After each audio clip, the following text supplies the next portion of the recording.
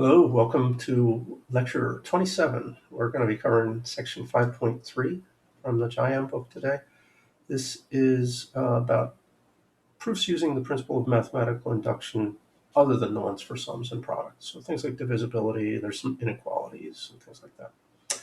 Uh, Induction can be used in lots of settings, so this should get you used to trying some things besides. It's just, honestly, the inductive proofs for sums and products tend to get very formulaic, and this is trying to break you out of the habit of being in a rut. All right, so what is uh, what is up with today? We're gonna do basically three sections worth of stuff. I'm gonna give you some introductory material about Pierre de Fermat.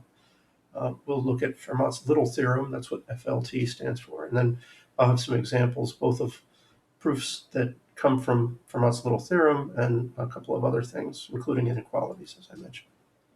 So let's get rolling. Pierre de Fermat was known as the Prince of Amateurs. The man was actually an attorney.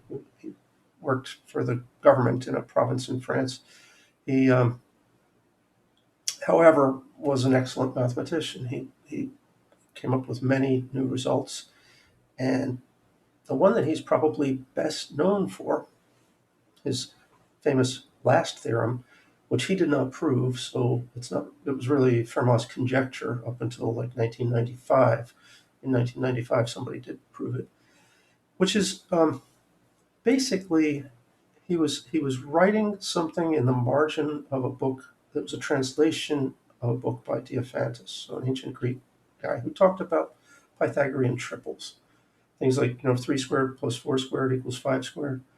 Well, there's actually infinitely many things of that nature.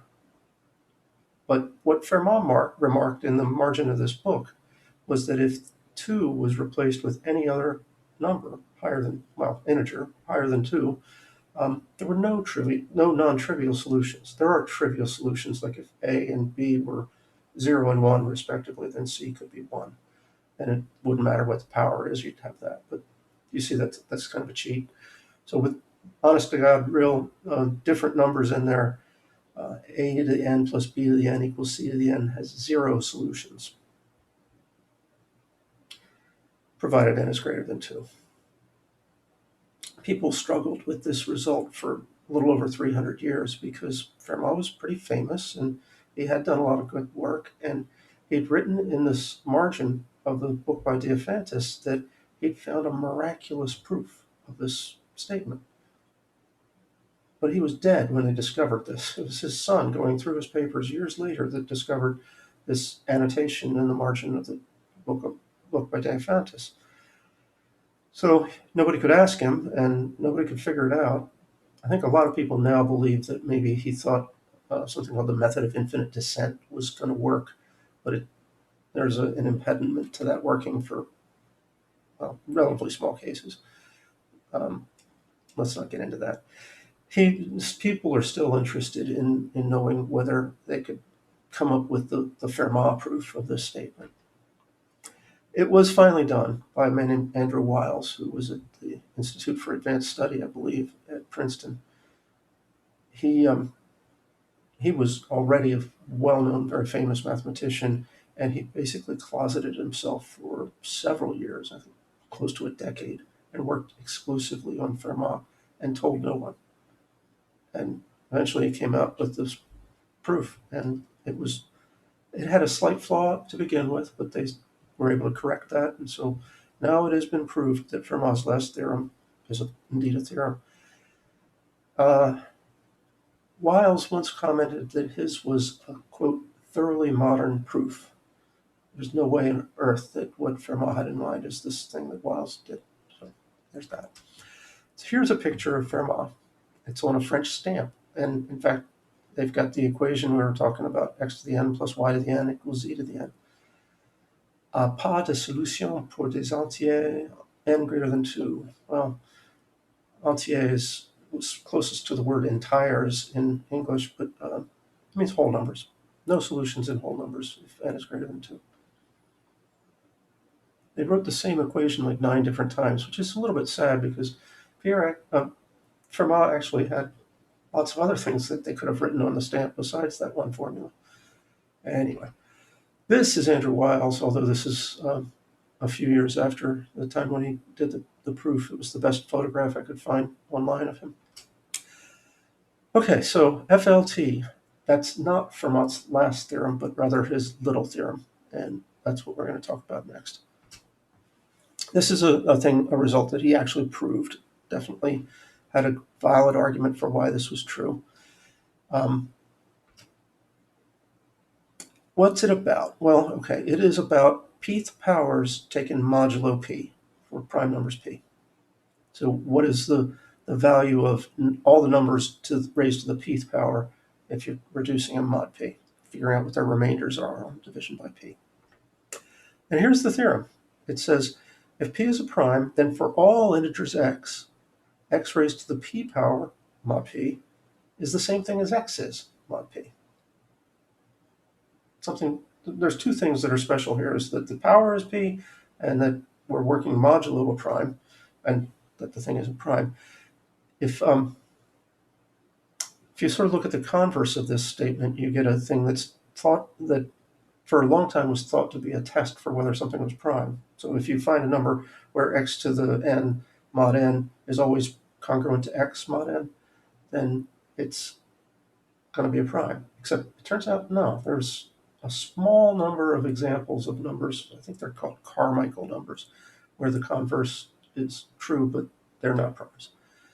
But what is true is that those numbers are super rare compared to primes. So if you get this, if you're able to verify this Fermat congruence for a number, it most likely is a prime. They talk about probabilistic primality testing in that setting. So you know that the number that would go where p is probably a prime.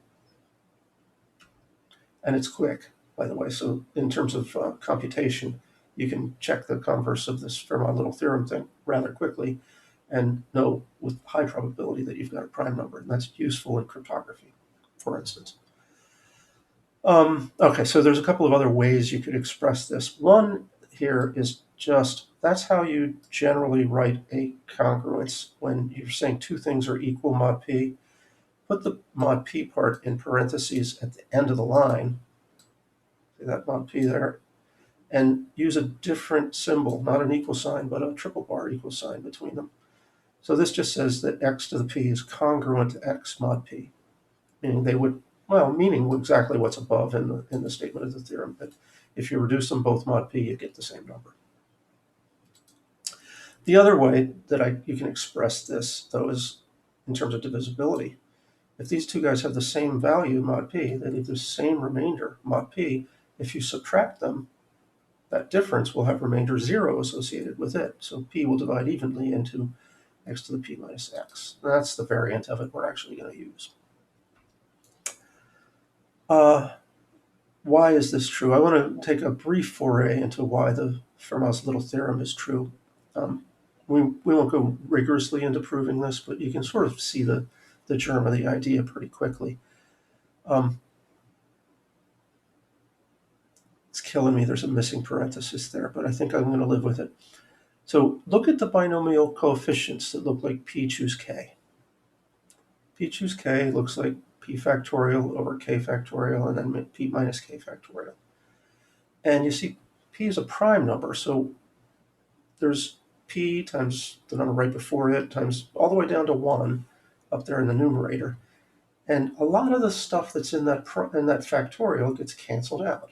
You end up with an integer after all. But I ask you, could it possibly be that the p, the highest number in that list of things that is multiplied in the top there, could that be canceled out?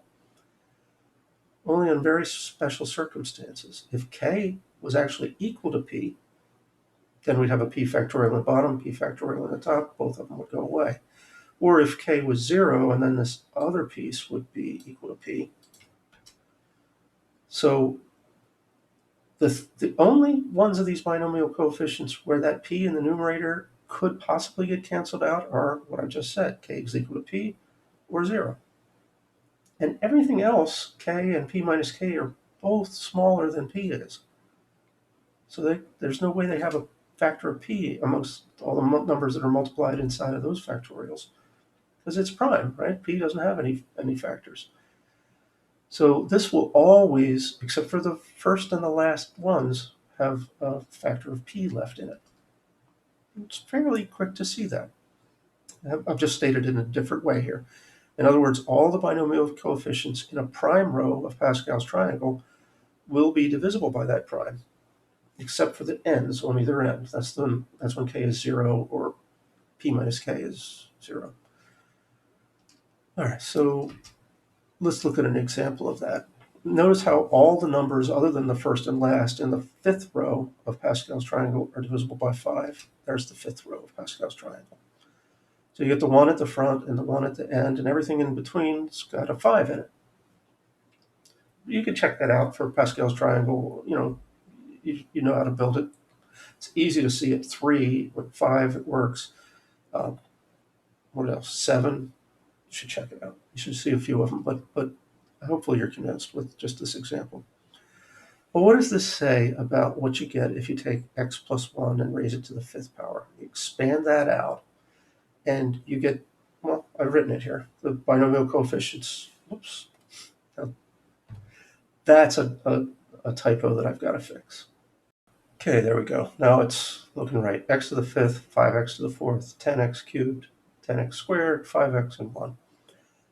Well, okay, that's fine. Why did I care to note to you that all these numbers in the middle are divisible by 5? Think about what happens if you are reducing things mod 5. If you're reducing things mod 5, all this junk is 0, because it's a multiple of 5. So x plus 1 to the fifth is equal to x to the fifth plus 1 mod 5. And that'll work in general when you replace 5 with p. Why does that help us? Well, think about what that says, for instance, when x is 0. No, wait. That's almost an induction. You can say when x is 0, x to the fifth is 0, and x is 0 mod 5, so they're equal. Then going from 0 to 1, you use this formula. If x is 0, 0 plus 1 to the fifth, that would be 1 to the fifth, equals 0 to the fifth plus 1. That's also 1. Wait a minute, we could see that one directly too, couldn't we? If you have a number that's 1 mod 5, you raise it to a power, it's still going to be 1 mod 5. No matter how many times you multiply 1 by itself, you still have 1. Okay, but when we go from 1 to 2, then we would use this rule. Because if x is 1, the thing on the left here is 2 to the fifth power. Of course, we'd be thinking about that mod 5. The thing on the right is 1 to the fifth plus 1. So that tells us that 2 is the value of 2 raised to the fifth power. And you can sort of bump your way right on down the line to show that using this same relationship that 3 is equal to 3 to the fifth, and 4 is equal to 4 to the fifth, and 5 you don't need to do because that's the same as 0. So that's the crudely the outline of how you would prove Fermat's little theorem. But what really happens is math professors, generally speaking, use this because they know about it, and they use it to create problems for students right where you are, where they just want to come up with examples of things that you can prove by mathematical induction. So take the statement that comes from Fermat's little theorem and add some decorations to it, and you can get something that'll be a great candidate for proving by math induction. So what did I do in this example? I took, FLT with the prime being 3, says that 3 will divide into x cubed minus x. And then add something like 3x plus 3 to that, and you will get, well, what it says here, x cubed plus 2x plus 3. So we'll try to prove that one. Yeah, that's true. I'm giving you a peek behind the curtain. This is how we come up with the problems to try to torture you with. But what we've really got to do is do this by induction. So there's the theorem. For all x in the naturals, 3 divides x cubed plus 2x plus 3. The proof will be by induction on x. Here's the base case. When x is 0, x cubed plus 2x plus 3 is equal to 3. Does 3 divide 3? Sure it does. Okay, so we're done. The basis is proved. The inductive step looks like this. Suppose that you have some natural number and that the statement is true for that natural number. So this is the inductive hypothesis, that x is just some given natural number and 3 divides into x cubed plus 2x plus 3. What we have to do, though, is show that that implies this next statement is given in a we want to show sentence. That 3 divides, well, just replacing the x with x plus 1s. Okay. So I'm going to just lead you through the algebra here. X plus 1 cubed plus 2 times x plus 1 plus 3. The first thing that's in this set of parentheses here is just running out what x plus 1 cubed is using Pascal's triangle, or if you want, take the square and then multiply by the first power. 2 times x plus 1, I just distributed it and got 2x plus 2, and then there's the plus 3 there. So just basic algebra. What I did here is simply regroup, because and you have to regroup with a strategy in mind. We know that the inductive hypothesis is going to be needed somewhere. So I basically just plucked out the things, x cubed and 2x and 3, that are going to be part of the expression you need in the inductive hypothesis. I brought them together and put them up front. And everything else, the 3x squared, the 3x, and the 2 plus the 1, I guess I could have simplified that to a 3 there. Anyway, that stuff is tacked on at the end. Okay, now the stuff at the end all had a 3 in it, so I can pull that out. I can factor out a 3. So we've got the thing that from the inductive hypothesis we know is divisible by 3, and then we've got something else that's clearly divisible by 3, and that's what we're going to argue here. Use the inductive hypothesis and the definition of divisibility, I suppose. Yeah, it's true. You know that x cubed plus 2x plus 3 can be written as 3m for some integer m. Right? So that means that the original thing we started with, x plus 1 cubed times plus 2 times x plus 1 plus 3, can be written as 3 times m from this bit, and then 3 times x squared plus x plus 1 from this bit. We just combined them together right there. Well, what do we know about that? X is an integer, so its square is an integer, and m is an integer, and then you add all these integers, you're going to have an integer, just the closure axioms there. Thus, 3 divides that thing because the part in parentheses here is indeed an integer. QED. That's a fun proof. I like that one. So here's another sort of standard trick that your professor will use to come up with statements that you can then prove by induction. If you're working mod n, anything that's 1 mod n has a particularly nice feature to it. If you take 1 to any power, it's always 1. And so if it's 1 mod n to any power, it's 1 mod n. So you can simplify things. For instance, look at what 6 raised to the n power is if you reduce it mod 5. It's always 1.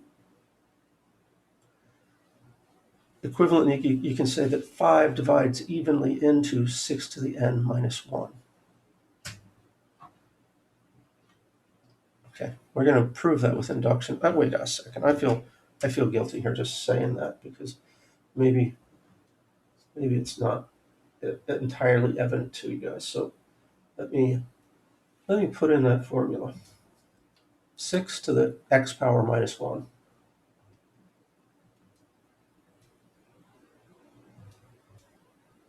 Right? And we'll look at the table. Are all these divisible by 5? Look at those y's. One ends in a 0. The rest of them seem to always end in 5. Huh. Well, now I've gone into scientific notation, so I can't tell anymore. But look, the first 7 of them were all divisible by 5. So it's kind of looking good. Okay, so let's proceed. For all n in the naturals, 5 is a divisor of 6 to the n minus 1. That's our argument. That's the thing I'd like to prove. Do it by induction, again, that's what the chapter is. So our base case is just n is 0, because this was quantified over natural numbers. So the smallest natural number is 0. In which case you have 6 to the 0 minus 1. Anything to the 0 power is 1, so this is just 0. And just take note that it's true that 5 divides 0. Anything divides 0. The m that you need in the definition would be 0 as well, but yeah. All right, so how's the inductive step going to look?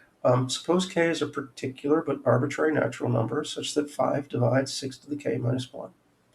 That's just saying, suppose we've got an arbitrary k that satisfies the inductive hypothesis. You want to show that 5 divides into, well, the same formula, but with the exponent turned into a k plus 1. Right? So I'm going to do a bunch of algebra here. And one thing feels like a dirty trick. I think you'll agree. But start with the thing that we would like to show is divisible by 5, 6 to the k plus 1 minus 1. And I want to see something that relates back to the inductive hypothesis, which is that, well, 6 to the k minus 1 is divisible by 5. So how about if I factor off one of these 6's? That's what I've done in the next line. Pull out a 6, and then it's 6 times 6 to the k minus 1. Now that's not quite what we would like. But there's a trick that you can do that will make it exactly what we would like. Just split 6 up into 5 plus 1.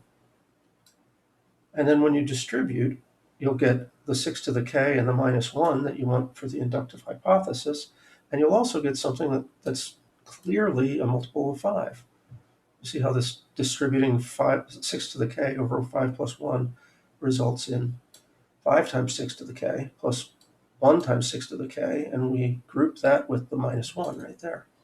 So we've got the inductive hypothesis bit there, and we've got the multiple of 5 bit there. All right, so just clean up now. By the inductive hypothesis, we know that 5 divides 6 to the k minus 1, so there is an integer m such that 6 to the k minus 1 equals 5m. Thus, what am I doing? The original thing, the one that has the k plus 1 power in it, is equal to 5 times 6 to the k plus 5m. All I've done is replace, in this last part of the last equation, I've replaced the part that is in parentheses here with what we just argued it's equal to, 5m, right there. And so finally, what am I noticing? That both terms have a 5 in them. You can factor that out. And so you got 5 times 6 to the k plus m. And what do you think we're going to do next? You gotta just assert that that's an integer. Pretty obvious that it is, though, isn't it? You've got a sum of 2 integers. So that's all you need to show that 5 divides the number we were after. 5 divides 6 to the k plus 1 minus 1. And I said as desired there. A lot of times you like to say this is the inductive conclusion, just to make it clear what you were getting at, but that's a QED.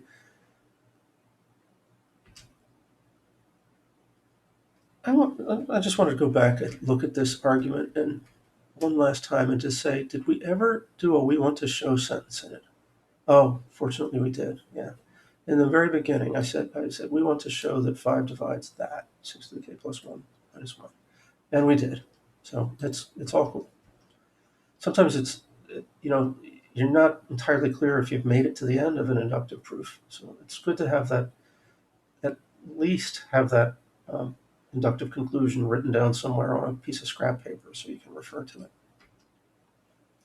Okay, so we got through that. Okay, so we also want to look at another category of statements. Inequalities are things that are often provable by induction. There's other techniques for proving inequalities. We'll probably see a few of them before this course is over. But let me start you off with this. Which is bigger, 2 to the n or n factorial? And I mean, not bigger like any particular value, but in the long run. As n gets bigger and bigger, who grows faster? 2 raised to the n power, or n factorial. You may know that 2 to the n is called an exponential expression when the variable is in the exponent. And exponential growth is one of the most powerful forces in the world. Exponential growth is behind everything from pandemics like I'm currently enjoying to nuclear weapons work, because there's an exponential growth pattern in the fissioning of atoms. But is n factorial also exponential? It doesn't seem like it, but we do know n factorial gets big fairly quickly. So you have a sense which is bigger? Okay, yeah, that's a good idea. Let's put it in on the calculator. So clear that one out. Put 2 raised to the x power in that one. And in y2, I'll put x 4 is the factorial one. So I have 2 to the x and x factorial. And let me just check my table setup. I want to start at 0. Yeah. So let's look at the table. Okay, so what do we have here? It starts out where they're both tied. Both values are 1. Then the power of 2 takes the lead.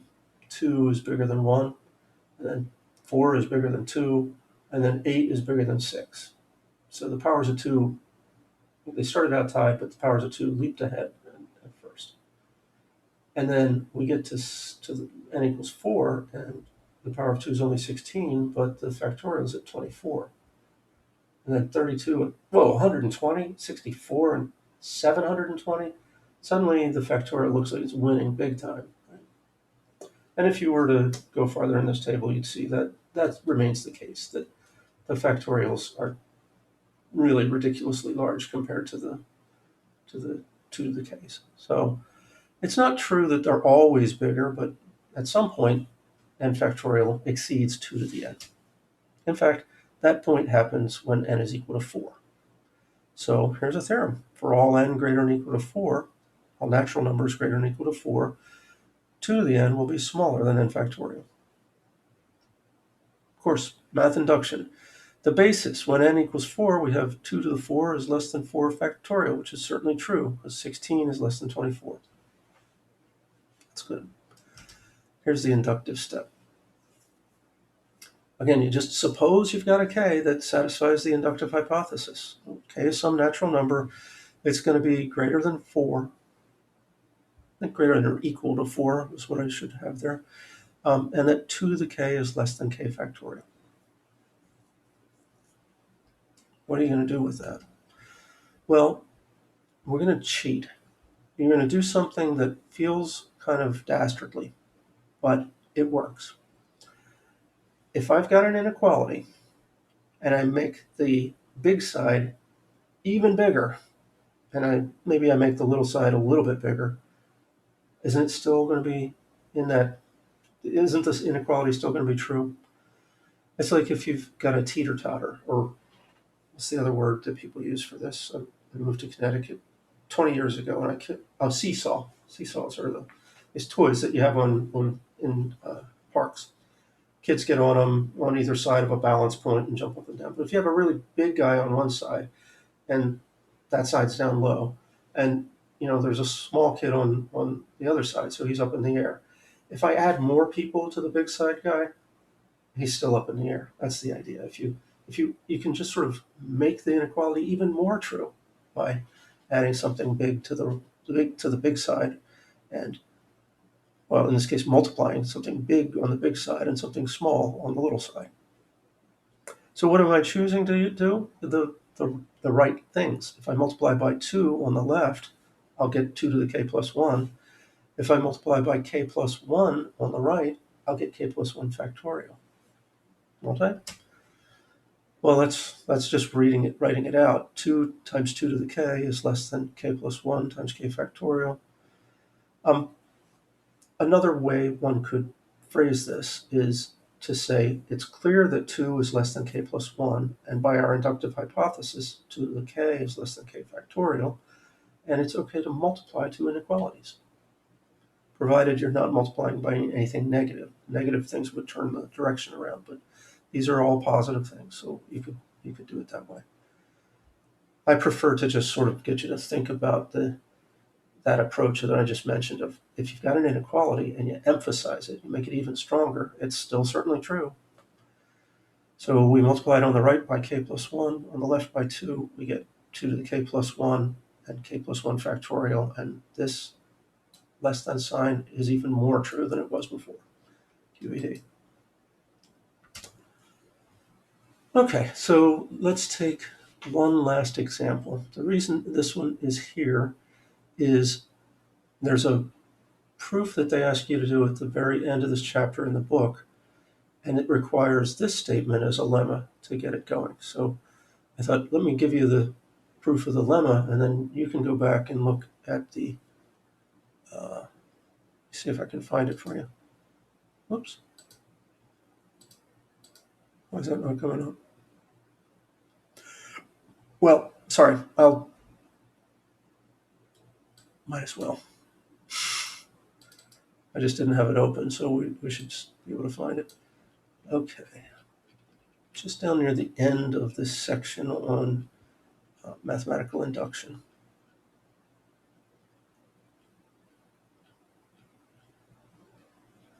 Here it is. For all natural numbers, n greater than or equal to 4, 2 to the n is bigger than n squared.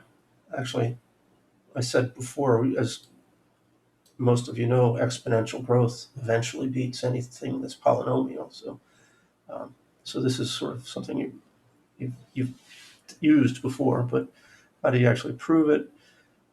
Well, the proof is in here, but you see how it has QED with question marks at the end? The problem is you need to prove this lemma. Oh, and it was given as an exercise. Well, I guess I'm being a bad person now because I'm going to do the proof of this lemma. Not quite, because what I'm doing is the proof of a slightly stronger result, that if n is greater than or equal to 3, to the n plus 1 will be less than or equal to n squared. Why?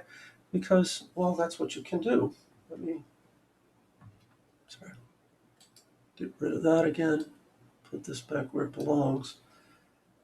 Let's put the pieces that I want for this theorem into our y1 and y2. I need 2n plus 1, 2x plus 1 in that one, and I want x squared in this one.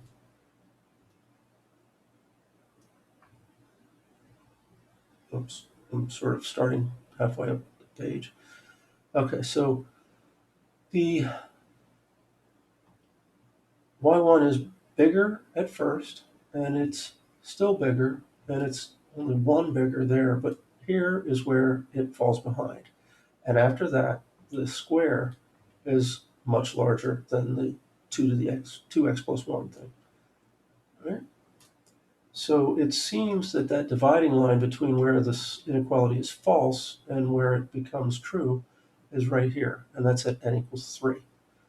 Now, if I tell you this inequality is true for n greater than or equal to 3, it's immediately clear that it's also true for n greater than or equal to 4. That's just dropping one case where it's still true, but it's true for n greater than or equal to 4 as well. Okay, so how will we prove this? Of course, induction on n. What's the base case look like?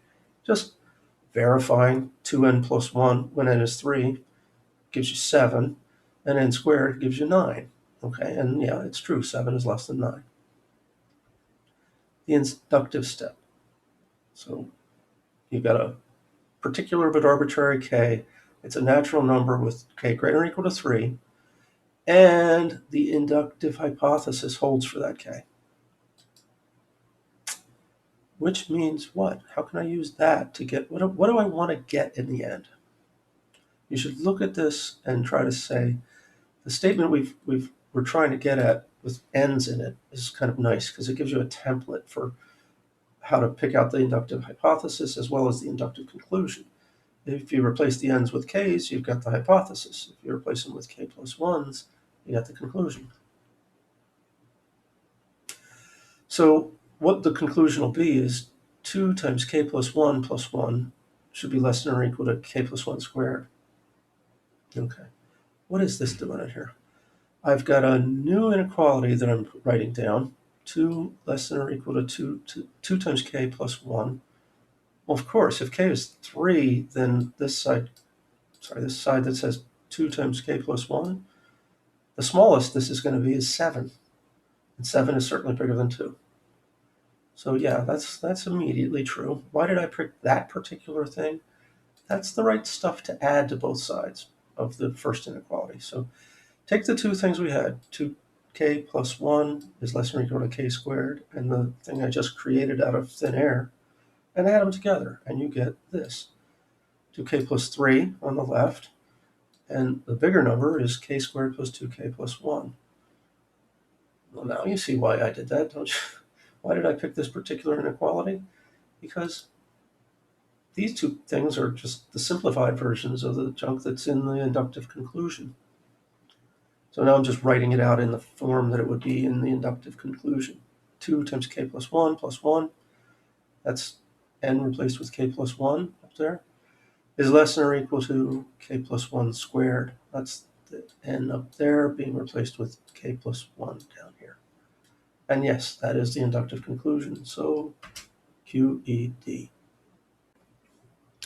Well, that's the end of the slides, but there's still a fair amount of time left, and I'm trying to usually make these videos at least 50 minutes. So I thought I would give you just one more example of a proof that combines some of these features. We'll just do this by hand or paper. Here's the statement that for all, let's say x in the natural numbers, that 7 is a divisor of the following crazy looking thing. 8 to the x plus x to the 7 minus x plus 6. Right off the edge. Okay. So what's going on here is that we've sort of combined the two tricks. There's Fermat's little theorem hiding in there. There's something that's 1 mod 7 raised to a power bit hiding in there. And then there's some decoration, not a huge amount, but a little bit of something to fool you that is actually automatically divisible by 7. All right. So if that's our theorem, how's our proof going to proceed? Well, of course, by induction. And x is now the induction variable.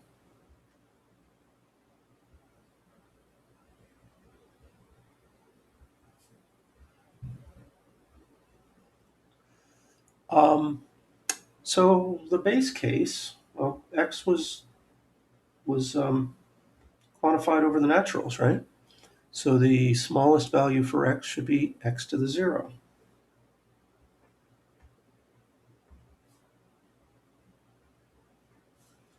Let's just write it out. When x is equal to 0, we have,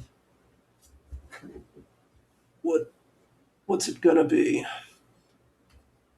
8 to the 0 plus 0 to the 7 minus 0 plus 6. Well, these guys are easy. Those are zeros. What's 8 to the 0? That's a 1. So 1 plus 6. This is equal to 7. And is it clear that 7 divides 7? I'm going to do the thing where you cross your 7s so that you don't want to have you mistaken my handwritten 7s for 1s. Okay. Well, yeah, so the base case is dealt with. How about the inductive step?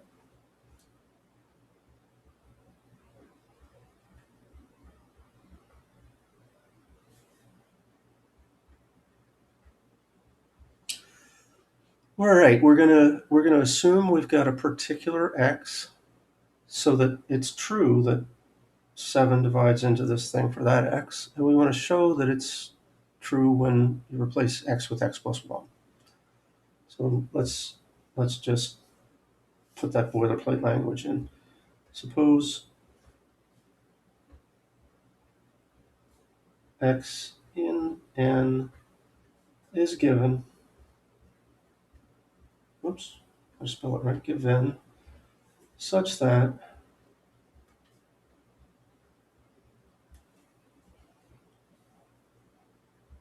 seven divides into this crazy formula. 8 to the x plus x to the 7. Oops, I did 7 to the x. X to the 7 minus x plus 6. That's our supposition. Let's throw a we want to show sentence into this thing because, it's easy to get lost. I'm just going to abbreviate it. WWTS. We want to show that 7 divides into the same formula, but all the x's replaced with x plus 1's. So that would be 8 to the x plus 1 plus x plus 1 to the 7 minus x plus 1 and plus 6 on the end.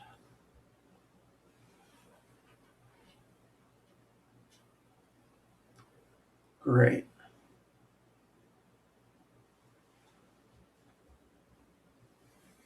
I'm just going to remember this piece. It's not really part of the argument, or, it can be made part of the argument. I'm a little worried because I abbreviated that somebody might just read right past that abbreviation and just say, well, he's assuming the conclusion. That's not fair. So, well, what are we going to do? It's kind of a hybrid of the first two proofs I did. We're going to start with this expression, and then we're going to peel it apart into things that are, things that look like the inductive hypothesis. So let's say a good way to start off any kind of thing like that is to use the word consider. Consider 8 to the x plus 1 plus x plus 1 to the 7 minus x plus 1 and plus 6. Just consider it. I have to write it a second time now to start considering it, though. What I'm going to do is raise this to the 7th power and then pull off an 8 out of this one and then collect like terms. Now, before I do that, raising that to the 7th power, I better take a moment and figure out Pascal's triangle up to the row 7. Let's start in the middle.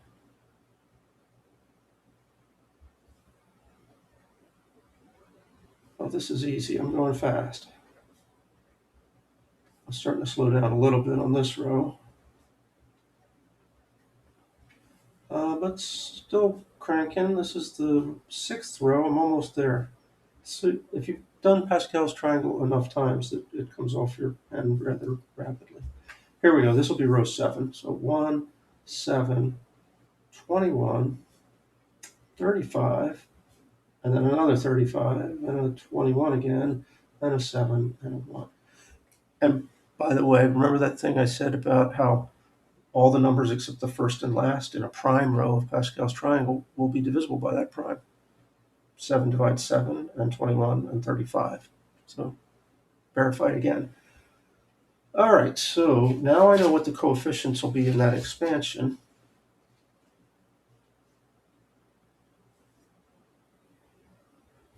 I'm trying to scribble out the equal sign or the period that I put there and continue on with this. We'll say that's equal to 8 times 8 to the x. That's the first piece. Plus, well, I know I'm going to have x to the 7. And I also know I'm going to have a minus x from right there. I'm just going to pull the things that I want to have up front. And I'm going to have a plus 6 from on the end. Right? So all I need to do now is also write down the rest of the stuff from the expansion of x plus 1 to the 7. So, yeah, that's going to be 7 times x to the 6 plus 21 times x to the 5th plus a lot of stuff. 35 times, got just enough room for that one on the line next to the 4, plus another 35 times x cubed, 21 times x squared, 7 times x, and then there'd be a plus 1. But also from back up from right here, there's a minus 1. So those are going to go away. And the plus 6 that's on the end here, I've already taken out to the front. So I've been a little cavalier at this, but I've written down a bunch of junk that's all divisible by 7 here. From here to here, all divisible by 7. And then this other stuff that I left up front, well, that's exactly the things we need to use the inductive hypothesis on. We still have that one trick to do, which is break 8 into 7 plus 1. So we get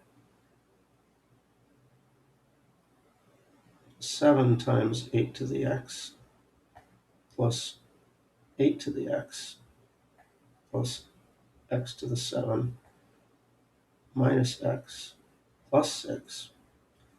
This stuff, that's our inductive hypothesis. And then stuff that all has a 7 in it. So I guess I'm going to cheat because I just don't feel like writing all that junk down again. So I'm just going to say 7 times junk. I'm being a bad human being right now. I really should write it all out, but I'm lazy. Okay, so what do we know? This piece is divisible by 7 by the inductive hypothesis. So this guy can be replaced with 7m. And then we've got a 7 times r8 to the k and a 7 times that other junk. This is all equal to 7 times 8 to the k, 8 to the x, excuse me, changing letters when you're halfway through, plus m plus junk. So what's your conclusion? That 7 divides the thing that you want it to divide for the inductive conclusion.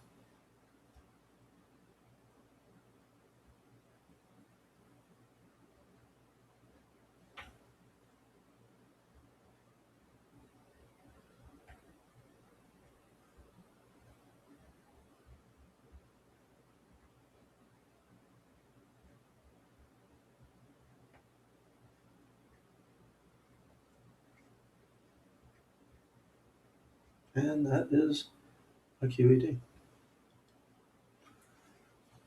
I've been a little cavalier on this last one. One of the things that beginning proofwriters tend to do is leave out the words, and that's exactly what I've modeled for you here, leaving out the words. So I feel bad about that, but not so bad that I'm going to go back and put them in. Maybe we can speak them.